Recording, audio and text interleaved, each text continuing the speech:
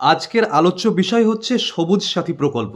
প্রথমে সবুজ সাথী প্রকল্প থেকে যত রকমের থিওরিটিক্যাল প্রশ্ন হয় সেগুলো আমরা আলোচনা করব এবং তারপর সিচুয়েশন বেসড প্রশ্ন কি কি আসতে পারে সবুজ সাথী প্রকল্প থেকে সেগুলো সমস্ত কিছু দেখব একটি ভিডিওতেই।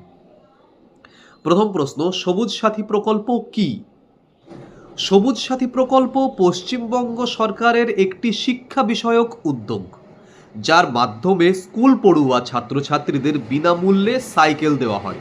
অর্থাৎ সাইকেল দেওয়ার প্রকল্পের নাম হচ্ছে সবুজ সাথী প্রকল্প। এই প্রকল্পের মুখ্য উদ্দেশ্যগুলি কি কি? সবুজ সাথী প্রকল্পের মুখ্য উদ্দেশ্য হল দূরবর্তী এলাকার শিক্ষার্থীদের স্কুলে নিয়মিত উপস্থিতি নিশ্চিত করা এবং স্কুল ছুট কমানো। মানে ক্লাস 1 থেকে 8 পর্যন্ত বাচ্চাদের তাহলে কি সাইকেল লাগে না? হ্যাঁ, সাইকেল লাগে, কিন্তু মানে সবুজ সাথী কাদের দেওয়া হয়? নবম থেকে দ্বাদশ। তাহলে এরকম একটি প্রশ্ন যে নবম থেকে দ্বাদশের লাগে আর তাহলে একটি 7 এবং একটি 8 বাচ্চার লাগে না, এই প্রশ্নটি কিন্তু আসে। আচ্ছা, এটা অ্যাকচুয়ালি সিচুয়েশন বেসড প্রশ্ন, তবুও এর মধ্যে আলোচনা করে দিই যে মুখ্য উদ্দেশ্যের মধ্যে যেগুলো পড়ছে যে দূরবর্তী এলাকার শিক্ষার্থীদের স্কুলে আসা, ড্রপ আউট কমানো। মানে হয় কি, ক্লাস 8-এর পরে অনেক সময় 9, 10, 11, 12-এ একজন শিক্ষার্থীকে একটু দূরের স্কুলে যেতে হয় অনেক সময়। ঠিক আছে, মানে সে 8 পর্যন্ত সে একদম বাড়ির কাছের স্কুলটিতে পড়তো এবং তারপরে দেখা গেল তাকে একটু দূরবর্তী স্কুলে যেতে হলো। তো অ্যাকচুয়ালি সাইকেলের যে প্রয়োজনটি সেটি কিন্তু 8 থেকে 12-এর বেশি লাগে, প্রয়োজনটি বেশি। এমন নয় যে 6-7-এর বাচ্চার লাগে না, 6-7-এর বাচ্চারও লাগে, কিন্তু অপেক্ষাকৃত বেশি লাগে 9 to 12-দের। তাছাড়া 9 to 12-এর এই পিরিয়ডটির আগে অনেক সময়তেই বাচ্চাকে বা শিক্ষার্থীকে বাবা মা স্কুলে ছাড়তে আসেন।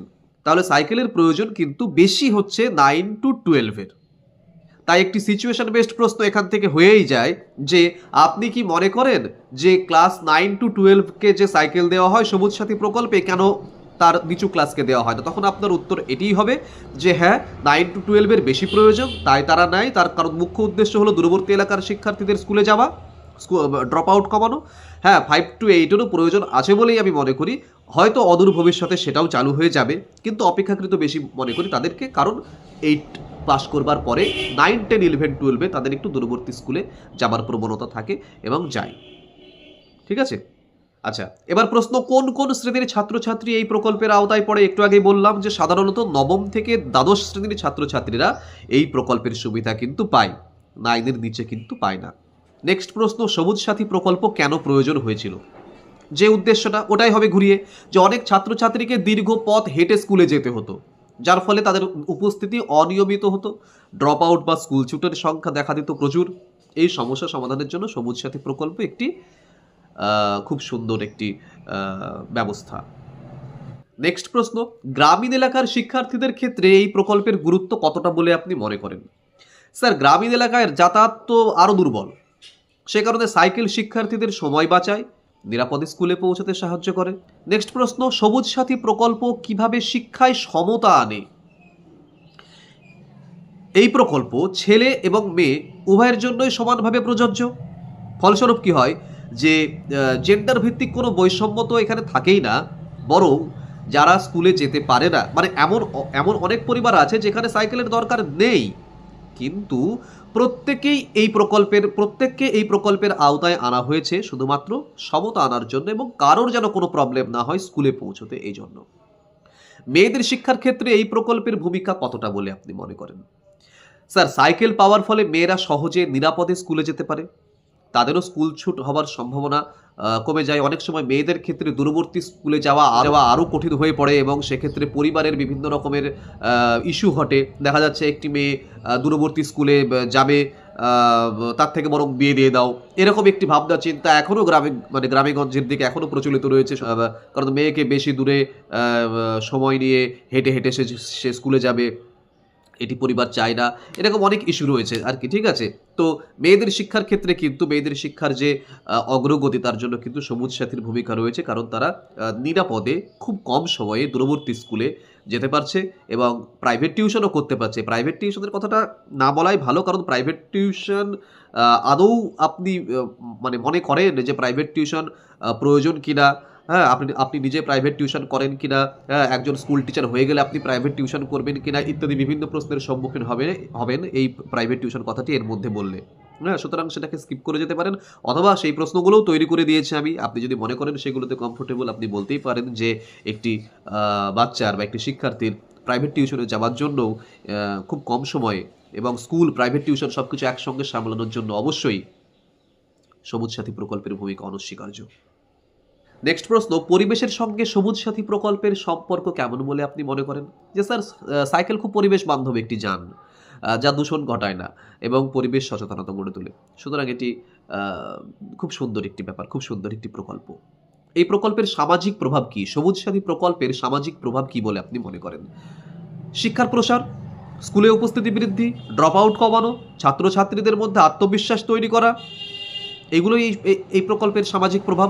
দেখুন, এগুলো কিন্তু সবই একই কথা ঘুরিয়ে ফিরে আসছে, কিন্তু উত্তরগুলো দেবার যে টেকনিক সেটি কিন্তু আলাদা। এগুলো ভালো করে লক্ষ্য করুন, কমদের আশা করবেন না, গোটা কনসেপ্ট ক্লিয়ার করুন। সবুজ সাথী প্রকল্পের মাধ্যমে ছাত্রছাত্রীরা কি শিখছে? এই প্রকল্প ছাত্রছাত্রীদের দায়িত্ববোধ শেখাচ্ছে, স্বনির্ভরতা শেখাচ্ছে এবং পরিবেশ সচেতনতার উপরেও এর প্রভাব আছে, কারণ এটি এমন একটি যান যাতে কোনো প্রবলেম হয় না, যাতে কোনো দূষণ হয় না। হ্যাঁ, তো তারা খুব সেফ থাকছে, নিরাপদ থাকছে এবং ড্রপ আউট কমছে। নেক্সট প্রশ্ন, সবুজ সাথী প্রকল্প কবে চালু হয়?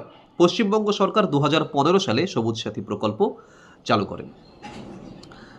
এই প্রকল্পের লক্ষ্য গোষ্ঠী কারা? মূলত সরকারি এবং সরকার পোষিত স্কুলের নবম থেকে দ্বাদশ শ্রেণীর ছাত্রছাত্রীরা এই প্রকল্পের লক্ষ্য গোষ্ঠী বা এই প্রকল্পের আওতায় পড়ে। এই লক্ষ্য গোষ্ঠী মানে কারা এই প্রকল্পের আওতায় পড়ে। ওকে, সবুজ সাথী প্রকল্প কিভাবে শিক্ষার অধিকারকে শক্তিশালী করে তোলে? একই কথা ঘুরিয়ে ফিরিয়ে আবার, তাহলে কি যাতায়াতের সমস্যা কমায় এই প্রকল্প? শিক্ষার্থীদের নিয়মিত স্কুলে যাওয়ার সুযোগ তৈরি করে দেয়, শিক্ষার অধিকার বাস্তবে কার্যকর হয়। মানে শিক্ষার অধিকার বিষয়ে যে বড় বড় কথা হয়, সেই শিক্ষার অধিকারের বাস্তবিক প্রয়োগ হয় এই সবুজ সাথী প্রকল্পের মাধ্যমে, যেখানে একটি শিক্ষার্থী খুব সহজে স্কুলে পৌঁছতে পারে, শিক্ষা পেতে পারে। এই প্রকল্পে অভিভাবকদের কোনো ভূমিকা আছে বলে আপনি মনে করেন? অভিভাবকরা মেয়েদের স্কুলে পাঠাতে বেশি আগ্রহী হন এই সবুজ সাথী প্রকল্পের ফলে, একটু আগে যেটা বললাম, কারণ যাতায়াতটা নিরাপদ হয়, সহজ হয়, দ্রুত হয়।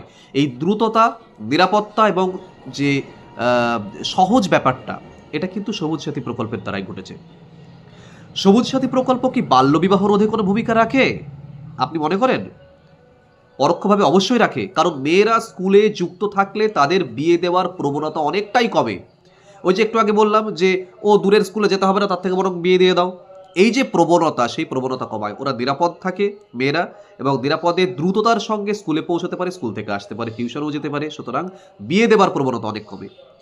এই প্রকল্পের ফলে ছাত্রছাত্রীদের স্বাস্থ্যের উপর কোনো প্রভাব পড়ে বলে আপনি মনে করেন? যে স্যার, নিয়মিত সাইকেল চালানো তো একটা ব্যায়াম, একটা এক্সারসাইজ, এটিতে শারীরিক সুস্থতাও বাড়ে, এর ফলে কর্মক্ষমতাও উন্নত হয়। নেক্সট প্রশ্ন, আপনার কি মনে হয় যে শহর এবং গ্রামের শিক্ষার্থীদের ক্ষেত্রে এই প্রকল্পের প্রভাব সমান? উত্তর কি হবে? স্যার, প্রভাব দু জায়গাতেই আছে, তবে গ্রামীণ এলাকাতে এর প্রয়োজনীয়তাটা অনেকটা বেশি, তার জন্য প্রভাবও বেশি। শহরে এলাকায় যে সমস্ত সুযোগ সুবিধা রয়েছে, একটি গ্রামে তো সেই সুযোগ সুবিধা সবাই পায় না। সুতরাং গ্রামের মানুষদের এবার দেয়া তো হচ্ছে সবাইকে, গ্রামকেও দেয়া হচ্ছে, শহরকেও দেওয়া হচ্ছে, কিন্তু প্রয়োজন বেশি অবশ্যই গ্রামের, যেখানে যাতায়াত ব্যবস্থা অনুন্নত, যেখানে প্রয়োজন হলেই 5 মিনিট অন্তর অন্তর যাওয়ার জন্য বা যাতায়াতের জন্য গাড়ি ঘোড়া পাওয়া যায় না। তাই গ্রামের ক্ষেত্রে কিন্তু এর ব্যাপকতা অনেক বেশি, এর প্রভাব অনেক বেশি। এই প্রকল্পের বাস্তবায়নে স্কুলের কি ভূমিকা আছে বলে আপনি মনে করেন? স্কুল কর্তৃপক্ষ তালিকা প্রস্তুত করেন, বিতরণ করেন, নজরদারির মাধ্যমে প্রকল্প বাস্তবায়নে গুরুত্বপূর্ণ ভূমিকা গ্রহণ করেন। নেক্সট প্রশ্ন, সবুজ সাথী প্রকল্প শিক্ষার্থীদের মানসিক বিকাশে কোনো সাহায্য করে বলে মনে হয়? যে স্যার, নিজের সাইকেল ব্যবহারের মাধ্যমে একটা আত্মনির্ভরতা অবশ্যই গড়ে ওঠে, একটা আত্মনির্ভরতা, যে আমার নিজের সাইকেল, তাতে চড়ে আমি স্কুলে যাচ্ছি। এতে একটা দায়িত্ববোধ তৈরি হয়, একটি আত্মবিশ্বাস তৈরি হয় এবং সে কনফিডেন্ট হয় পড়াশোনার প্রতি, তার নিজের প্রতি, এবং সে যে জীবনকে যাপন করছে সেই জীবনযাপনের প্রতি আত্মবিশ্বাস গড়ে ওঠে তার। এই গেল সবুজ সাথী বিষয়ক থিওরিটিক্যাল সমস্ত প্রশ্ন। এবার আমরা সিচুয়েশন বেসড প্রশ্নে ঢুকবো। এই সবুজ সাথী থেকে কিন্তু সিচুয়েশন বেসড প্রশ্ন আসতে পারে। দেখুন, একজন ছাত্র সাইকেল পেয়ে স্কুলে অনিয়মিত আসছে, মানে সাইকেল পেয়েছে কিন্তু তবুও স্কুলে আসছে না, এমন বিষয়ে আপনি মানে এরকম ঘটলে বিষয়টিকে আপনি কিভাবে দেখবেন বা কি করবেন, আপনি কি স্টেপ নেবেন? স্যার, সবুজ সাথী সুবিধা হলেও দায়িত্ব কিন্তু শিক্ষার্থীর। মানে সবুজ সাথীটা একটু সুবিধা, কিন্তু দায়িত্ব তো শিক্ষার্থীর। আমি প্রথমে কারণ জানার চেষ্টা করব, প্রয়োজনে অভিভাবকের সঙ্গে কথা বলবো এবং বোঝাবো যে প্রকল্পের যে উদ্দেশ্য সেটিকে যেন পড়াশোনার মাধ্যমে নিশ্চিত করা হয়, যেটি স্কুলে আসার মাধ্যমেই সম্ভব। অর্থাৎ যেটি করে না সেটি করতে বলবো। প্রত্যেকটা ক্ষেত্রে উত্তর এই একই হবে। আচ্ছা, এবার ধরুন কোনো অভিভাবক বলল যে কোনো অভিভাবক বললেন যে সাইকেল পেয়েছে কিন্তু পড়াশোনা তো করছে না ছেলে। হ্যাঁ? এরকম অবস্থায় কি করা যেতে পারে? যে সবুজ সাথী সহায়ক ব্যবস্থা স্যার একটি। সবুজ সাথী একটি সহায়ক ব্যবস্থা। এটি কোনো কিছুর বিকল্প নয়। পড়াশোনা করতেই হবে। সরকারের দায়িত্ব সুযোগ দেওয়া। কিন্তু শিক্ষার্থীর দায়িত্ব হচ্ছে সেই সুযোগকে কাজে লাগানো। তার জন্য অভিভাবককে বোঝাতে হবে যে তাকে স্কুলে পাঠাতে হবে, পড়াশোনা করতে হবে। নেক্সট প্রশ্ন, এক ছাত্রী ধরুন সাইকেল চালাতে ভয় পায়। ফলে প্রকল্পের সুবিধা নিচ্ছে না। আপনি এই মুহূর্তে কি করবেন? আমি তার অভিভাবকের সঙ্গে কথা বলব, তাকে অনুশীলনের ব্যবস্থা করবার কথা বলব, সহপাঠীর সহায়তা আ দেবার চেষ্টা করব এবং আত্মবিশ্বাস তৈরি করবার চেষ্টা করব যে হ্যাঁ, সাইকেল চালাতে হবে। তার কারণ হচ্ছে সাইকেল চালানোর অনেক মানে তার একটি শারীরিক আ ব্যায়াম তো বটেই সেটি। তার সঙ্গে এই যে এত বড় একটি সুবিধা যে আমি দূরবর্তী স্কুল বা যেকোনো প্রাইভেট টিউশন সেখানে যে আমি যেতে পারি, সেখানে যে আমি আ মানে নিরাপত্তার সঙ্গে কাজ করতে পারি, নিরাপত্তার সঙ্গে যেতে পারি এবং দ্রুততার সঙ্গে সেই মানে সেই প্রাইভেট টিউশন বা স্কুল তাকে সম্পন্ন করতে পারি, এই বোধ তার মধ্যে আনতে হবে। নেক্সট প্রশ্ন, কোনো ছাত্র সাইকেলটি ব্যক্তিগত কাজে ব্যবহার করেন। আপনি কিভাবে দেখবেন সেটিকে? আমি অবশ্যই তাকে বোঝানোর চেষ্টা করব যে প্রকল্পের উদ্দেশ্যটা কী। প্রকল্পের উদ্দেশ্য ব্যাহত যদি হয় সেটি সংশোধন করা খুব প্রয়োজন। ছাত্রকে সচেতন করব যে এটি কিন্তু মূলত শিক্ষার জন্য দেওয়া হয়েছে। অর্থাৎ তুমি ব্যক্তিগত কাজে ব্যবহার করতেই পারো, তাতে কোনো অসুবিধা নেই। কিন্তু মূলত কিন্তু শিক্ষার জন্য দেওয়া হয়েছে এবং তোমাকে শিক্ষার আ যে সুযোগ দেওয়া হয়েছে আগে তাকে ফুলফিল করো, তারপর অন্য কিছু। নেক্সট প্রশ্ন, সাইকেল নষ্ট হয়ে গেলে এবং ছাত্র স্কুলে আসা বন্ধ করে দিলে একজন শিক্ষক হিসেবে আপনার ভূমিকা কী হবে? আমি ব্যাপারটি স্কুল কর্তৃপক্ষ এবং অভিভাবকের নজরে আনবো। তাদের সঙ্গে যোগাযোগ করে বিকল্প ব্যবস্থা বা মেরামতের পথ খোঁজা হবে একটি মানে সাইকেলটিকে সারিয়ে দেবার। নেক্সট প্রশ্ন, কেউ আপনাকে বলল সবুজ সাথী প্রকল্প একটি জাস্ট একটা জনপ্রিয় একটি লোক দেখানো প্রকল্প, এতে কোনো কাজ হয় না। এরকম অবস্থায় আপনি কি বলবেন? বা আপনার কি মনে হয় এটি একটি লোক দেখানো প্রকল্প বা এটিতে সত্যি কি কাজ হয়? স্যার, এর বাস্তব প্রভাব কিন্তু স্কুল ছুট কমানো এবং শিক্ষায় উপস্থিতি বাড়ানো। এটি কিন্তু প্রমাণিত। এটা কিন্তু হয়। তাই একে শুধুমাত্র একটি জনপ্রিয় লোক দেখানো প্রকল্প বলা ঠিক নয়। তবে হ্যাঁ, সমস্ত কিছুরই মানে মানে যত প্রকল্প আছে সমস্ত কিছুর প্রয়োগে বেশ কিছু ত্রুটি আমাদের নজরে আসে। তো সেই প্রয়োগের যে পদ্ধতি, সেই প্রয়োগের পদ্ধতিটা যেন ঠিকঠাক হয় এবং সেই প্রয়োগটি যেন সঠিকভাবে করা হয়। কোনো কিছুর সুযোগ তৈরি করা মানেই কিন্তু তার ফল হাতে নাতে পেয়ে যাওয়া নয়। সুযোগটিকে আ বাস্তবায়ন করা হচ্ছে কিনা, সেই প্রকল্পটিকে বাস্তবায়ন সঠিক পদ্ধতিতে করা হচ্ছে কিনা, সেটিও কিন্তু বিচার্য বিষয়। তাই আমার মনে হয় যে সাইকেলটি দেয়া হচ্ছে, সেই সাইকেলের মান আরও বাড়ানো যেতে পারে এবং আ সবথেকে বড় কথা যেটা, সেটা হচ্ছে বাচ্চাদের বা শিক্ষার্থীদের এই বোধ জাগিয়ে তুলতে হবে যে এটির আসল উদ্দেশ্য কিন্তু শিক্ষা, স্কুলে আসা। অন্যান্য ব্যক্তিগত কাজ বা আ সাইকেল বিক্রি করে দেওয়া এরকম ঘটনাও ঘটে আরকি, হ্যাঁ? এগুলো কিন্তু ঠিকঠাক নয়। অর্থাৎ তাদের মন এবং মনন দুটোই কিন্তু তৈরি করতে হবে। পরবর্তী প্রশ্ন, শহুরে এলাকায় বা শহরে বাস, অটো তো অনেক আছে। সেখানে সবুজ সাথী প্রকল্পের প্রয়োজন কতটা বলে আপনি মনে করেন? স্যার, শহরে প্রয়োজন তুলনামূলকভাবে কম, এটা ঠিকই। কিন্তু এটা শিক্ষায় সমতা আনছে এবং পরিবেশ বান্ধব অভ্যাস গড়ে তুলছে। সুতরাং এটি সবাইকেই দেয়া মানে যেটা হচ্ছে শহর এবং গ্রামে সেটাই উচিত বলে আমি মনে করি। আ যার বেশি দরকার সেও পাচ্ছে, যার কম দরকার সেও পাচ্ছে এবং সবাইকেই এখানে সমানভাবে ট্রিট করা হচ্ছে। নেক্সট প্রশ্ন, যদি কোনো ছাত্র সাইকেল বিক্রি করে দেয়, মানে আপনি বুঝলেন বা জানতে পেলেন যে একটি সাইকেল পেয়েছে একটি ছাত্র বা ছাত্রী, তারপর সে বিক্রি করে দিয়েছে সেটিকে। আপনি কি করবেন? স্যার, এটি হচ্ছে প্রকল্পের সবথেকে বড় অপব্যবহার। সচেতনতা এবং নজরদারির ঘাটতি মানে বোঝা যায় এখানে। শাস্তি দেওয়া নয়, তবে শিক্ষামূলক দৃষ্টিভঙ্গি তৈরি করা দরকার এই বিষয়ে। যে আমি সাইকেল পেলাম, বেচে দিলাম, এতে যে শিক্ষার যে আসল যে উদ্দেশ্য সেটি যে ব্যাহত হচ্ছে সেই মনোভাব গড়ে তুলতে হবে। নেক্সট প্রশ্ন, সবুজ সাথী প্রকল্প কি দীর্ঘমেয়াদে টেকসই? অবশ্যই, কারণ এটি শিক্ষা, স্বাস্থ্য, পরিবেশ এই ৩ টি ক্ষেত্রকে একসঙ্গে প্রভাবিত করছে। সুতরাং এর প্রভাব অবশ্যই দীর্ঘমেয়াদী। আচ্ছা, এই প্রকল্প কি মেয়েদের ক্ষমতায়নে কোনো ভূমিকা রাখে? অবশ্যই রাখে। নিরাপদ, স্বাধীনভাবে যাতায়াত করছে তারা, দ্রুততার সঙ্গে যাতায়াত করছে তারা। এটি মেয়েদের আত্মবিশ্বাস বাড়াচ্ছে, স্কুলে টিকে থাকছে, ড্রপ আউট কমছে এবং সবথেকে বড় কথা, নিরাপত্তার অভাব বোধ করে তাদের বাড়ি থেকে বিয়ে দিয়ে দেওয়া হচ্ছে না, এই ভেবে যে তোদের আর পড়াশোনা করবার কোনো দরকার নেই। তারা কিন্তু উচ্চশিক্ষায় শিক্ষিত হচ্ছে, তাদের কিন্তু পড়াশোনা থেমে যাচ্ছে না, তারা শিক্ষিত হচ্ছে। সুতরাং উমেন এম্পাওয়ারমেন্ট বা নারী শিক্ষার অগ্রগতিতে কিন্তু এর একটি বিরাট ভূমিকা রয়েছে।